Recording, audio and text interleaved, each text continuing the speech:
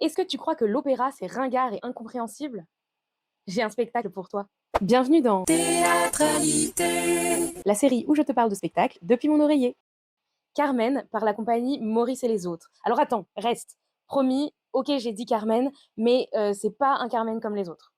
Il dure quand même 2 heures, donc ça reste une version assez longue, mais déjà ça se passe en extérieur intégralement, on n'est pas dans un opéra et on commence dans la cour d'une école. Il y a de la musique en live avec contrebasse, trombone, clarinette, piano et tous les musiciens font aussi les chœurs et on a en plus des chanteurs lyriques qui tiennent les rôles principaux. Et c'est assez étrange parce que moi, en arrivant, je savais pas du tout ce que j'allais voir et j'arrive, il y a pas de décor, il y a pas de lumière, il y a rien, il y a juste ces gens. La scène est toute en longueur, très étroite et ça commence avec une scène où on nous explique comment nous défendre contre les violences sexistes et sexuelles. Alors au début, vraiment, je me suis dit what the fuck, genre j'ai mis un peu de temps à rentrer dedans parce que je comprenais pas du tout où ça voulait m'emmener, mais en fait, ensuite, j'ai trouvé que c'était génial. Bon, en vrai, dire que Carmen, c'est une histoire de violence sexiste et sexuelle, c'est bon, on sait, on a compris, l'originalité, elle est pas là-dedans, je te rassure, mais ce que j'ai trouvé très bien, c'est justement que par la suite, ils respectent complètement l'œuvre, avec quand même quelques coupes, histoire qu'on n'y passe pas la journée, mais il n'y a pas de recontextualisation, il n'y a pas de réécriture historique, de décalage spatio-temporel. C'est Carmen. Mais on commence par ce pitch qui déjà engage un peu le public parce que c'est assez rigolo, on fait des petits exercices et tout.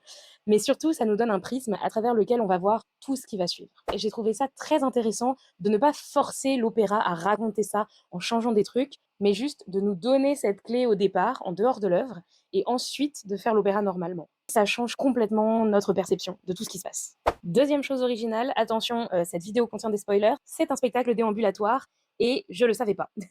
Donc on fait cette première scène où il y a rien, on est en fait avec les soldats devant la manufacture de tabac et ensuite on va passer l'acte 2 chez Lila Sastia et là on est dans une espèce de clairière magnifique, une espèce de mini forêt, on s'assied par terre, il y a de la citronnade et tout et on assiste donc à cette fête chez Lila Sastia qui va dégénérer. Donc déjà c'est hyper sympa comme contexte, on a notre petite boisson tout ça et déjà avoir des chanteurs lyriques qui chantent à 1 mètre de nous en nous regardant dans les yeux, en vrai, c'est quand même canon. Moi, le moment où j'ai vraiment pété mon crâne, c'est quand il y a Escamillo, donc le toréador, qui arrive au milieu de la fête. Genre vraiment physiquement, il se fout au milieu du public et il chante le fameux air du toréador, qui est un de mes airs d'opéra préférés.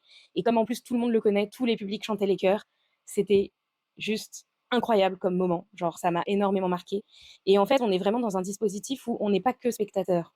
Même si on n'intervient pas directement, on est considéré comme des personnages. Et du coup, c'est hyper vivant, hyper agréable et on est vraiment là, quoi. On n'est pas en train de s'ennuyer et de s'endormir à moitié parce qu'on est perdu dans le récit. Je vais aussi parler de la fin, donc turbo, turbo spoiler.